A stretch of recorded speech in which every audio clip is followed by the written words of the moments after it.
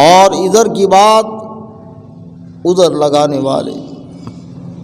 اب اس بات کی مذمت فرمائی کہ ادھر کی بات ادھر لگانا تاکہ وہ ناپسندیدہ بات جس کے بتانے سے آدمی جو ہے وہ اس کو ناپسند کرتا ہے، اور وہ بات ایک دوسرے کے درمیان تفرقہ پیدا کرتی ہے، اور اس بات کے کرنے سے آپس میں اختلاف پیدا ہوتا ہے، اور اس اختلاف کی وجہ سے دونوں افراد یا دونوں گھرانوں کے اندر یا دو خاندانوں کے اندر آپس میں تعلقات خراب ہوتے ہیں۔ ایسی بات کرنا یہ چغلی کہلاتا ہے، اور چغلی کی اللہ جل جلالہ وعم نوالہ وعظم شانہ نے بہت زیادہ اس کا گناہ بتایا ہے۔ سرکار نے ارشاد فرمایا کہ 8 باتیں ارشاد فرمائیں کہ جس وقت اللہ تعالیٰ نے جنت کو پیدا کیا تو جنت کو پیدا کرنے کے بعد فرمایا کہ تجھ میں 8 قسم کے افراد نہیں آئیں گے، ان 8 جو ہے قسم کے افراد میں سے ایک چغل خور بھی۔ فرمایا کہ چغل خور جنت میں داخل نہیں ہوگا۔ چنانچہ چغل خوری کی جو مذمت قرآن و سنت کے اندر آئی ہے کہ نبی پاک صلی اللہ علیہ وآلہ وسلم آپ قبرستان کے پاس سے گزرے، یکدم آپ کی سواری جو تھی وہ بتکی، نبی پاک صلی اللہ علیہ وسلم سواری سے نیچے تشریف لے آئے، 2 قبروں کے پاس آئے، اور نبی پاک صلی اللہ علیہ وسلم نے وہاں پر ایک درخت کی شاخ کو جو ہے توڑا، اس کے 2 حصے کیے اور دونوں قبروں پر آپ نے رکھ دیے۔ آپ نے فرمایا کہ ان دونوں قبروں والوں کو عذاب ہو رہا ہے۔ صحابہ نے عرض کیا یا رسول اللہ صلی اللہ علیہ وسلم، ان 2 قبروں والوں کو عذاب کس گناہ کی پاداش میں ہو رہا ہے؟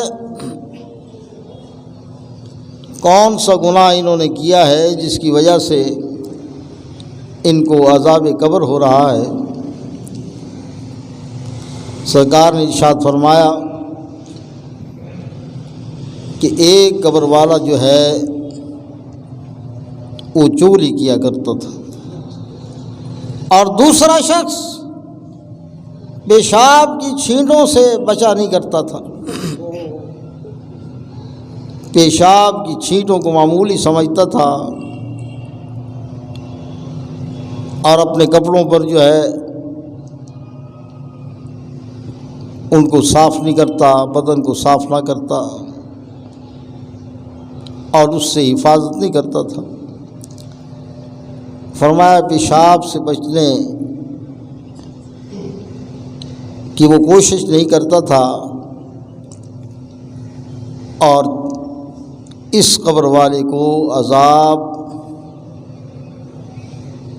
اس وجہ سے ہو رہا ہے کہ یہ چغل خوری لوگوں کی کیا کرتا تھا۔ اس حدیث سے معلوم ہوا کہ نبی پاک صلی اللہ علیہ وسلم کی ذات پاک آپ جو ہے جس سواری پر سوار ہوں اس سواری کے بدکنے کا مسئلہ بھی اس وجہ سے کہ وہ قبر والوں کے عذاب کو دیکھ رہی تھی، اور سرکار کی علم پاک کا کیا حال کہ زمین کے اندر جو کچھ معاملات ہو رہے ہیں ان معاملات کو نبی پاک صلی اللہ علیہ وسلم کی ذات پاک جو ہے وہ جانتی ہے۔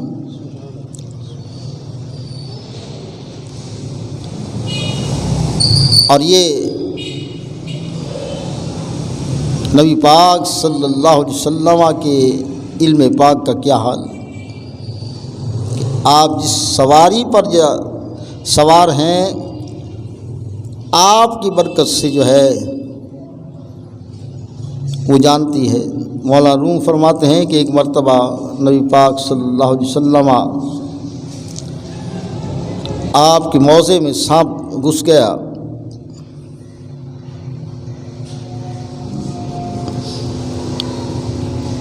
ایک چیل جو ہے اس نے وہ آئی اور اس نے آپ کے موضع مبارک کو جو ہے پکڑ لیا اور پکڑ کو اڑا کر لے گئی، اور پھر اس نے اس کو پلٹا اور اس سے جو ہے سانپ نیچے جو ہے آ کر مر گیا۔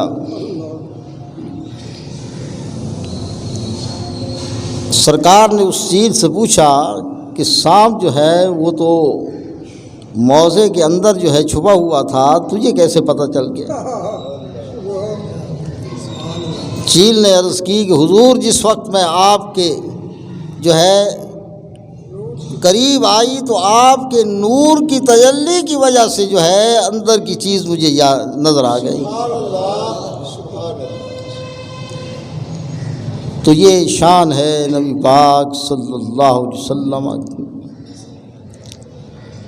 لہذا میں نے سوچا کہ کہیں سانپ جو ہے آپ کو تکلیف نہ پہنچائے، میں نے جھپٹ کر جو ہے اس کو الٹا کر دیا تاکہ یہ سانپ جو ہے یہ تکلیف نہ پہنچائے۔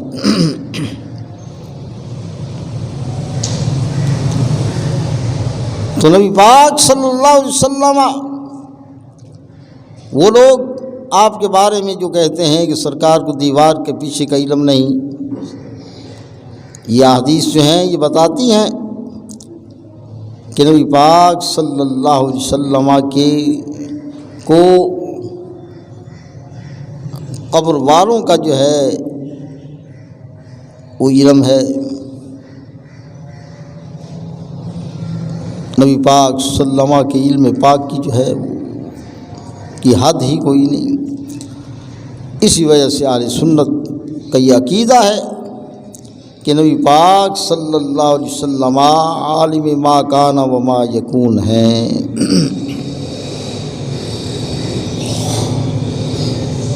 کیونکہ کلام مجید فرقان حمید میں اللہ تعالیٰ نے آپ کے بارے میں ارشاد فرمایا والأول والآخر والظاہر والباطن وهو بكل شيء عليم۔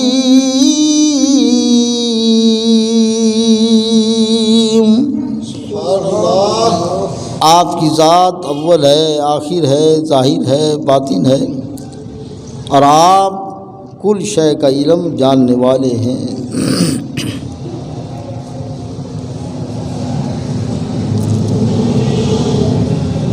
تو بات کر رہے تھے چغل خور کی۔ جناب موسیٰ علیہ السلام کے زمانے میں قحط پڑ گیا،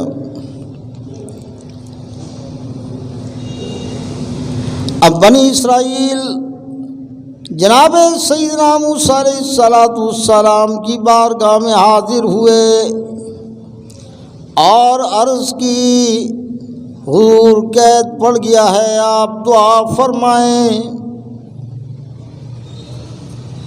معلوم ہوا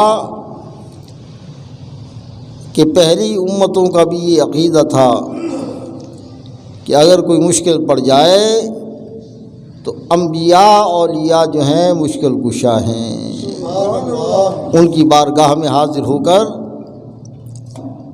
دعا کراؤ، اپنی جو ہے مشکل کو حل کراؤ۔ اب جناب سیدنا موسیٰ علیہ السلام آپ نے ارشاد فرمایا کہ سب لوگ جمع ہو جاؤ، دعا کرتے ہیں اللہ کی بارگاہ۔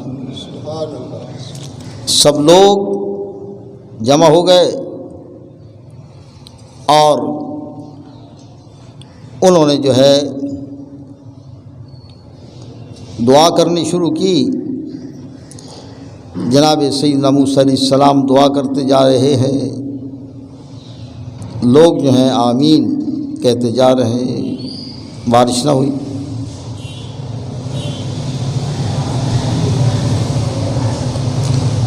جب بارش نہ ہوئی تو حضرت سیدنا موسیٰ علیہ السلام نے بارگاہ الہی میں عرض کی، الہ العالمین ہماری دعا کے قبول ہونے نہ ہونے کی وجہ کیا ہے؟ دعا قبول کیوں نہیں ہو رہی؟ اللہ تعالیٰ نے ارشاد فرمایا اس وجہ سے دعا کی قبولیت نہیں ہو رہی کہ دعا جو ہے کرنے والوں میں ایک شخص جو چغل خور ہے وہ موجود ہے، اس چغل خور کی وجہ سے جو ہے دعا شرف قبولیت نہیں پا رہی۔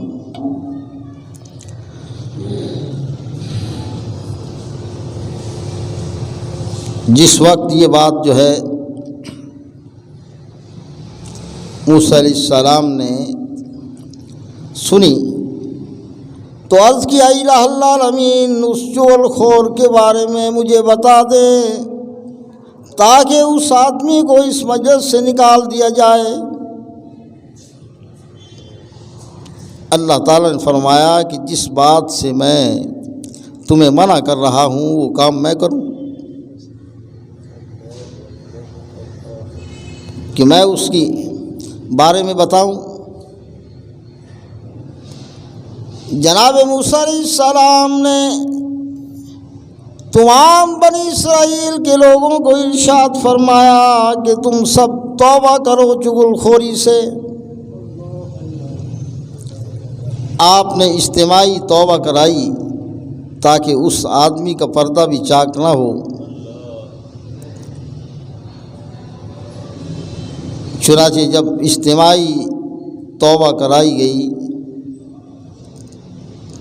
اور دعا کی، دعا فوراً شرف قبولیت پا گئی۔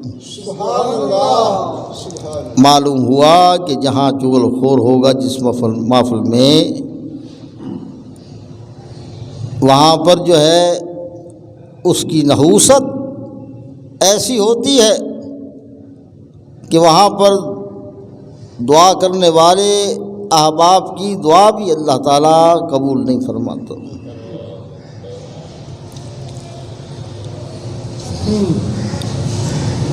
ایک بزرگ جو ہیں وہ بیان فرماتے ہیں کہ ایک شخص کے پاس غلام تھا، غلام بڑا کام کرتا، بڑی محنت سے محبت سے خدمت کرتا آقا کی، لیکن ایک عیب اس کے اندر تھا کہ وہ چغل خور تھا۔ وہ بزرگ جب انہوں نے جو ہے یہ عیب دیکھا اس کے اندر تو انہوں نے کہا کہ اس غلام کو میں نہیں رکھنا۔ پہلے اس کو جو ہے تنبیہ فرمائی اس بزرگ نے کہ چغل خوری نہ کیا کر، لیکن وہ باز نہ آیا تو انہوں نے کہا کہ چل تجھے بازار میں بھیج دیتا ہوں۔ بازار میں بیچنے کے لیے لے گیا۔ اب وہ غلام جو ہے اگر 20,000 درم کا تھا تو اس نے کہا کہ 10,000 درم لے لو۔ اب ایک آدمی آیا، اس نے کہا کہ کون سا اس کے اندر عیب ہے جو اتنا سستا تو جو ہے اس غلام کو بیچ رہا ہے؟ اس نے کہا اس کے اندر ایک عیب ہے، اور وہ عیب یہ ہے کہ یہ چغل خور ہے، اس کے چغل خوری کی وجہ سے میں اس کو بیچ رہا ہوں۔ اس نے جو ہے کہا کہ چغل خوری والی کون سی بات ہے، یہ کون سا عیب ہے؟ اس نے چغل خوری کو ہلکا سمجھا، غلام کو خرید لیا سستا بھی۔ اس نے کہا کہ اس گھر لے آیا، اس نے بڑی خدمت کی، مالک کے دل میں اس نے جگہ بنا لی۔ مالک ایک دن کہنے لگا کہ اس کے بیچنے والے نے بڑی غلطی کی ہے، اتنا محنتی غلام ہے، بڑی محنت سے کام کرتا ہے، خدمت میں کوئی کسر اٹھا نہیں رکھتا، بہت غلطی کی۔ اب کئی مہینے تک وہ جو ہے اس نے چغلی نہ کی۔ ایک دن جو ہے اس نے مالک کی بیوی سے کہا کہ تیرا خامد جو ہے، میں بات تو نہیں کرنا چاہتا تھا لیکن میں تجھے بتانا ضروری سمجھتا تھا کہ اگر نہ بتاؤں تو تمہارا نمک کھایا ہے، یہ نمک حلال نہیں ہوگا۔ بات یہ ہے کہ تیرا خامد کسی عورت پر نظر رکھتا ہے اور یہ چاہتا ہے کہ تجھے عنقریب طلاق دے دے اور اس عورت کے ساتھ نکاح کر لے۔ اس نے کہا پھر اس کا حل کیا ہے؟ اس نے کہا اس کا حل یہ ہے کہ تو اس کے داڑھی کے 2 بال جو ہیں کاٹ کے لے آ، میں اس پر عمل کراؤں گا اور یہ تجھ سے محبت کرنا شروع کر دے گا، اس عورت کو چھوڑ دے گا۔ جب رات کو سو رہا ہو تو پھر جو ہے تو اس کے 2 بال اس طرح سے کاٹ دینا، یہ لو اس طرح دے دیا۔ دوسری طرف وہ اپنے مالک کے پاس گیا، کہنے لگا آپ کی بیوی جو ہے وہ کسی آدمی کے ساتھ کرپٹ ہے اور وہ مل کر دونوں جو ہیں تجھے قتل کرنا چاہتے ہیں، رات کو جو ہے تو جاگتے رہنا، تیری بیوی جو ہے تجھے قتل کرنے کی کوشش کرے گی۔ چنانچہ وہ رات کو جو ہے سو گیا لیکن جاگتا رہا۔ اس کی بیوی نے سمجھا کہ سو گیا ہے، اس نے اس طرح لے کر جو ہے اس کے 2 بال کاٹنے لگی داڑھی کے۔ جب اٹھی تو اس نے دیکھا کہ اس طرح لے کر آ رہی ہے اور داڑھی کے بال کاٹنے لگی۔ اس نے فوراً وہ اس طرح اس کے گلے پر چلا دیا اور اس کی بیوی جو تھی وہیں دم توڑ گئی۔ اس کے ساتھ ہی اس کے سسرال کا گھر تھا، انہوں نے آواز سنی، اس کی بیوی کے بھائی آئے اور انہوں نے جو ہے اس کو قتل کر دیا۔ اب پورا کا پورا گھرانہ جو ہے ختم ہو کر رہ گیا چغل خوری کی وجہ سے۔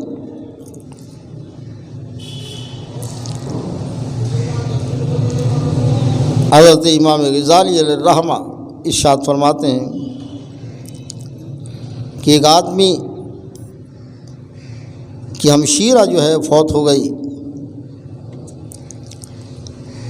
وہ اس کو کفن دفن کر کے واپس لوٹا۔ دفن کرنے کے بعد جب واپس لوٹا تو اس کو یاد آئی کہ میں نے دیناروں کی بھری ہوئی ایک تھیلی تھی، وہ قبر کے اندر رہ گئی۔ امام غزالی علیہ الرحمہ ارشاد فرماتے ہیں کہ اس نے جب اس کو یاد آیا اپنے دوستوں کو ساتھ لیا، اپنی ہمشیرہ کی قبر کو اس نے دوبارہ جو ہے کھولا،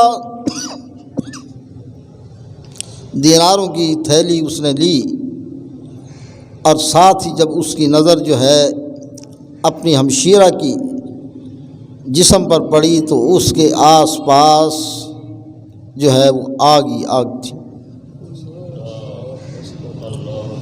اس نے دیکھا کہ اس کی ہمشیرہ جو ہے عذاب قبر میں مبتلا ہے۔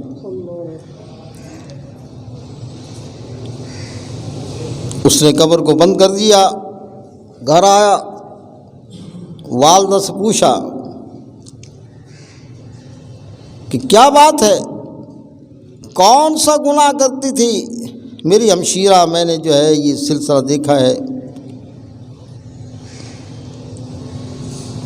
اس کی والدہ نے کہا بات یہ ہے بیٹا، بڑی عابدہ زاہدہ تھی، تہجد پڑھتی تھی، نمازیں پڑھتی تھی، لوگوں کی خدمت کرتی تھی، سخاوت کرتی تھی، روزے رکھتی تھی، لیکن ایک بات جو ہے اس کے اندر تھی، وہ چغل خور تھی۔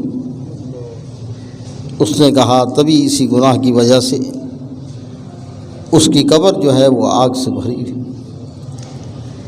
تو چغل خوری جو ہے اس سے بچنا لازمی ہے۔ اکثر لوگ جو ہیں وہ اسی طرح کرتے ہیں کہ تیرے بارے میں فلاں نے یہ بات کہی، اور دوسرے کو کہتے ہیں تیرے بارے میں فلاں نے یہ بات کہی ہے، اس نے کہی۔ اس طرح دونوں کو جھگڑا دیتے ہیں۔ اگر وہ جھگڑیں نہ بھی جھگڑیں تو دل کے اندر جو ہے دوسرے کے بارے میں نفرت پیدا ہو جاتی ہے، اور نفرت پیدا ہونے کی وجہ سے دونوں بھائی یا دونوں رشتہ دار یا دونوں ہمسائے آپس میں جو ہے نا اتفاقی کا شکار ہو جاتے ہیں۔ اللہ تعالیٰ سے دعا ہے کہ اللہ تعالیٰ ہمیں چغل خوری کی برائی سے بچنے کی توفیق عطا فرمائے۔ وآخر دعوانا الحمدللہ رب العالمین، سنت عطا فرمائے۔